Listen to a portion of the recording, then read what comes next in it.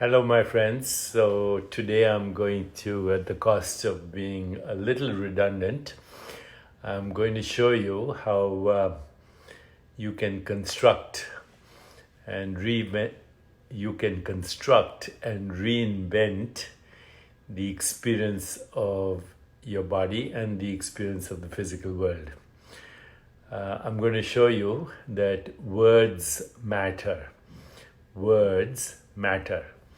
Matter in this case is the experience of both the physical body and the physical world. And the way I'm using the word matter right now is as a verb, not as a noun. So, matters, how words become matter, how consciousness matters itself into existence. Okay, so before we start right now, just look at me and then look at the bookshelf behind my back, and then look at your own body, look at your own hand, look at all the objects that you are surrounded by right now. What you're doing right now, at my suggestion, is choosing the activity of seeing. Once again, look at me, look at this scarf, look at this shirt, look at the bookshelf, focus on anything, yourself, your own body, the surroundings you're in, any objects, defocus, become aware of space.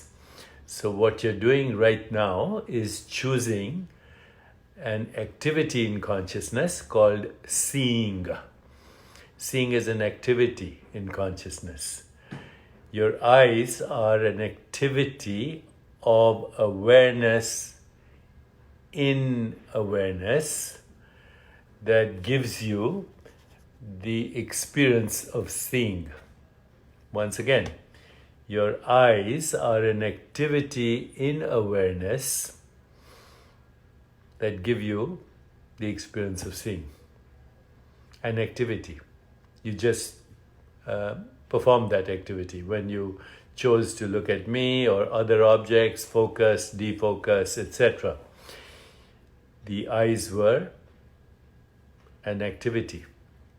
But they're an activity at many levels. There's no structure to the eyes ultimately, because what we call the physical structure of the eyes is also an activity. It's the movement of molecules and atoms and probability waves in consciousness. So the eyes are an activity in awareness that localize the experience of seeing. Awareness is non-local, formless, unbounded, infinite. But by paying attention to a particular mode of knowing and experience, in this case, seeing, we localize the experience of seeing. In fact, even the experience is processed non-locally because it's processed in consciousness, in awareness. It gives us the illusion of locality. The same is true of hearing. So the ears are an activity in consciousness that localize the activity that we call hearing or sound. And it's true of anything. When I feel my hands, or I feel the desk, or I feel this, the sensation itself is a localization of sensing. That's it. The sensing itself is happening non-locally. Only the experience seems to be local. And that includes the experience of space and time. So yesterday I went with my kids to watch Star Wars. And so we went to this amazing theater where you can put on a headset and then you can immerse yourself in a virtual experience of Star Wars as if you were in the movie itself. And in this particular theater, they could also give you the experience of sensations like wetness and hardness and smell and fragrance, because they were infusing that experience in the theater. And so here I am sitting watching Star Wars. Some characters are near, some are far, some are way off in distant space. And I'm realizing that actually this separation in space and time is only in my consciousness, or being structured in my consciousness, because this, that, everything else that seems separate is actually a single unified activity in consciousness.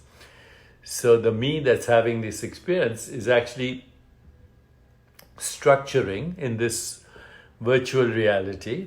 In the movie, at least, I was constructing a multisensory experience in consciousness, and I was looking at things that were near and far, but actually they were all in one in one consciousness as an entangled activity. Okay, now just think of your whole body, your brain, and your mind actually as a virtual reality headset, and you as infinite consciousness are localizing the experience of space-time right this moment. You're structuring it. And how are you doing this? You're doing this by giving names to forms, visual forms, and to phenomena. You're giving names to visual forms and phenomena. Ramanand Dixit, this is what Nam Roop means. Nam means name, Roop is the form, but the form itself is a phenomenon. And the phenomenon is a perceptual activity of consciousness knowing itself as those experiences, sensations, perceptions, images, feelings, thoughts.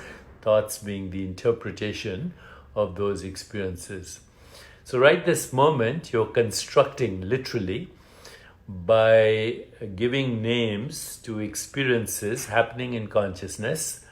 But by giving names to these, you are actually objectifying experience into what we call a physical reality. You're objectifying experience into what we call the experience of a physical body and the physical universe, knowing all the while that it is a perceptual activity in your own consciousness. But the name and the label creates the experience. And so instead of this being a visual form, a visual color, a shape, which is a property of consciousness, it becomes an iPad. That thing behind me becomes a bookshelf. And it's also behind me as a structurally created perceptual activity in consciousness. Okay, so experience is objectified as the physical body and the physical world. And how does it get objectified? By just giving it a name. So, as soon as I have any name, mother, okay, immediately I see her image, I hear her voice, I can even smell her as when I was as a baby. I can feel her skin. You see, the word, which is the thought, and the sensation and the perception and the image and the emotion that goes with it are all entangled in just that word, mother. That's it. And this is how words become flesh.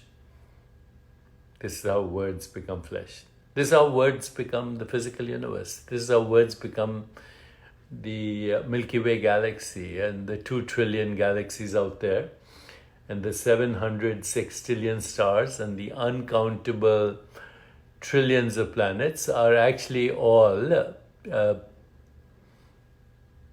just the translation in consciousness of shifting sensations, perceptions, images, feelings, thoughts. Right this moment, you're creating the experience of the physical body and the physical world and the physical universe by giving names to a conglomeration or a confederation of entangled perceptual activities in consciousness. And those words, by gosh, those words are actually doing it. Words invented by us. Words invented by humans to give some kind of story or explanation to the self experiencing itself as perceptual and cognitive activity given a name, and this experience. The same way that you construct visual experience, and the same way that the eyes are an activity of awareness in awareness that localize the experience of what we call seeing. Similarly, the other instruments of perception, the ears localize the experience of hearing. The tongue and the nose are activities in awareness that localize the experience of taste and smell into fragrance and flavor. When I touch this and close my eyes, all I'm experiencing is sensation, which is an activity in consciousness. Forget the story that I'm touching one hand with the other hand. Forget the story. The raw experience is sensation. So sensations and these activities that we call perceptual activity have no location in space-time. The location in space-time is constructed, governed, and comes into existence in consciousness. So words are symbols of experience that objectify reality. Where is this all happening? These days a lot of people talk about out-of-body experiences. Okay, so just look at your body right now. Look at your own body right now, as I'm looking at mine. Look at your own body right now, as I'm looking at mine, and you're having an out-of-body experience, right? Because you can't look at your own body from inside. You can only look at it from here. So the out-of-body experience is a normal experience. The in-body experience is a hallucination. Your body is not in you. The body is a perceptual activity in you, just like the physical world, including the mind. The mind is also a subtle object in experience, subtle changing activity in experience. Okay, so Ramananda Dikshit says, I am looking. Yes, I am looking, I am seeing, I am hearing, I am tasting, I am smelling, I am sensing, I am interpreting and constructing the experience of mind, body, and physical world, all as a unified experience in me. Sound is how consciousness experiences itself as that particular perception. So right now you can listen to me, but you can focus not listening on me, but on a thought, and then you'll stop listening to me. Or focus on some music that you put on right now. While you're still looking at me, you will have your attention on the music and you won't hear what I'm saying. Similarly, if you're eating a delicious meal, but you hear bad news or good news, it doesn't matter, and your mind goes there, you no longer taste the food. You no longer smell it. You no longer have the flavor or texture or fragrance of it. Because flavor, texture, fragrance are activities of awareness localizing itself into a perceptual activity and creating the hallucination of space-time and causality, when in fact all is happening all at once, simultaneously. And who's doing it? You. And you do it by choosing experience, by choosing seeing, by choosing hearing, by choosing tasting, smelling, sensing, interpreting, and feeling. And none of these activities has a location in space-time, nor do you. And this is the magic of creation in every moment. Words matter. Words and language do not describe a situation or describe an event or describe an object. They create it. Language creates, it doesn't describe. And human language is constantly evolving in its creativity, in its expressions, and therefore in perceptual activity, because perceptual activity, language, thoughts, feelings, emotions, constructs are all entangled into the symbolic representation of fundamental reality, which is infinite, formless, boundless, unfettered, free at all times. And you are the creator.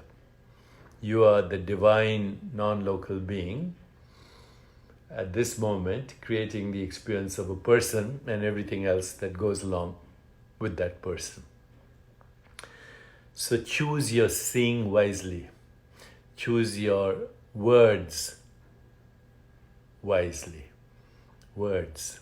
Because words can wound, words can heal, words can transform, and words influence everything that we call everyday reality. Every perception, every intention, every thought, every feeling can be represented by words.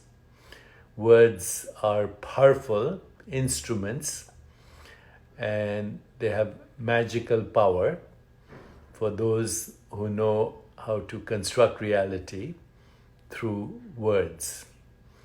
As I said, words can heal, words can also destroy, and choose them wisely. Before you speak, ask yourself, is it necessary?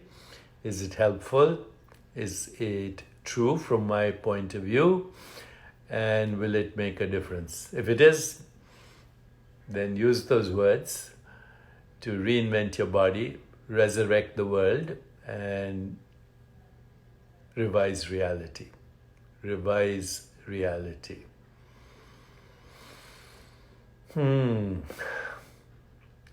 Happy holidays. Let's make this a period to reinvent our bodies, resurrect our souls, maybe reinvent the world in the direction or more peace, social and economic justice, sustainability, health, happiness, and joy. Have a wonderful day.